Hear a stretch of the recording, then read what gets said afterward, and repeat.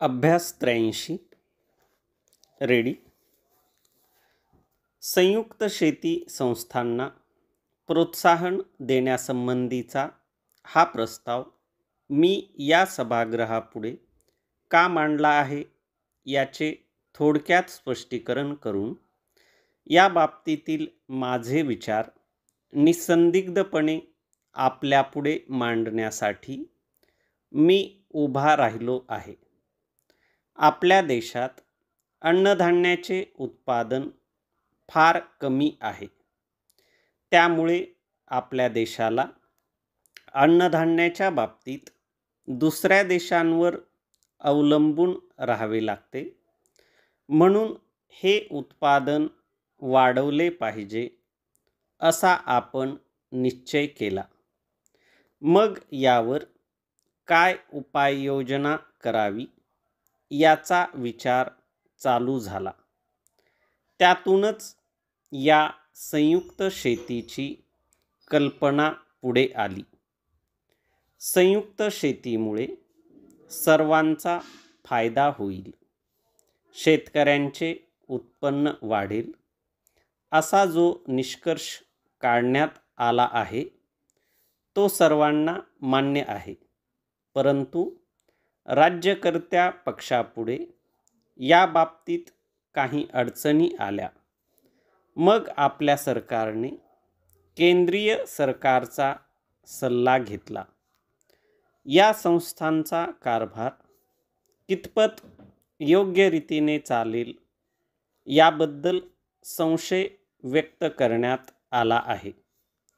परंतु एखाद्या संस्थेची व्यवस्था चांगली नाही, तिच्या कारभारात भ्रष्टाचार आहे असा यत्किंचितही पुरावा मिळाल्यास नाईलाजास्तव सरकारला तिच्या कारभारात हस्तक्षेप करावा लागेल व तसा अधिकार आपण सरकारला दिला पाहिजे. मी जे बोलत आहे त्यात काही राजकारण आहे किंवा आमच्याच राजकीय पक्षाला हे अधिकार मिळावेत म्हणून मी हे बोलत आहे अशी किंचितही शंका कोणी मनात आणू नये. असा दृष्टिकोन स्वीकारणे बरोबर होणार नाही. मी सत्तेच्या केंद्रीकरणाविरुद्ध असून तिचे विकेंद्रीकरण झाले पाहिजे असेच माझे मत आहे. सारांश असा की सर्व जनमत केंद्रीकरणाच्या विरुद्ध आहे. सत्तेच्या केंद्रीकरणाचे परिणाम काय होतात हे मला माहीत आहे. परंतु उपरिनिर्दिष्ट सर्व मुद्द्यांचा विचार केल्यानंतर सुद्धा माझे असे प्रामाणिक मत झाले आहे की या बाबतीत सरकारने एक कायदा करून काही अधिकार आपल्याकडे घेतले पाहिजेत. अन्नधान्याचे उत्पादन वाढविण्यासाठी आपण काय केले पाहिजे यासंबंधी शिफारस करण्यासाठी केंद्रीय सरकारने एक समिती नियुक्त केली होती. त्यावर काही तज्ज्ञांची नेमणूक करण्यात आली होती.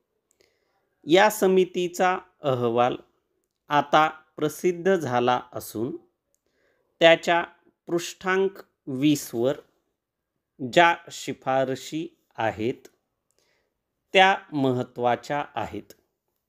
या समितीची नियुक्ती झाल्यानंतर काही तज्ज्ञ लोक चीनमध्ये तेथील शेतीची पद्धत कशी आहे याचा अभ्यास करण्यासाठी गेले होते. केंद्रीय समितीच्या अहवालाव्यतिरिक्त या लोकांचा अहवालसुद्धा आपल्यापुढे आहे. त्याचा गोषवारा वर्तमानपत्रात प्रसिद्ध झाला होता.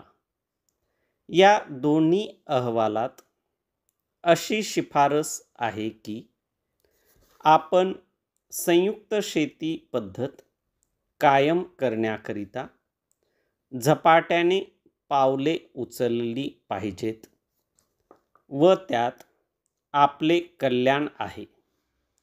हल्लीसुद्धा आपण हा प्रयोग काही ठिकाणी सुरू केला आहे व तो उपयुक्त ठरला आहे. पण या बाबतीत आपण फार हळूहळू चाललो आहोत. तेव्हा आपली ठराविक चाकोरी सोडून झपाट्याने पुढे जाणे जास्त संयुक्तिक ठरेल. या प्रयोगाची बरीचशी जाहिरात वृत्तपत्रात झाली आहे. पण नुसती जाहिरात करून काम भागणार नाही. यासाठी आपण प्रत्येकाने काही नियमित प्रगती करून दाखवली पाहिजे असे माझे म्हणणे आहे. आपले पुढारी यात लक्ष घालीत आहेत हे मला माहीत आहे. खुद्द पंडित नेहरूसुद्धा यात लक्ष घालीत असत. तेव्हा संयुक्त शेती संस्था ताबडतोब स्थापन केल्यास त्यांच्यामार्फत आपल्या प्रदेशाचीच नव्हे तर सबंध देशाची उन्नती होईल यात मला शंका वाटत नाही.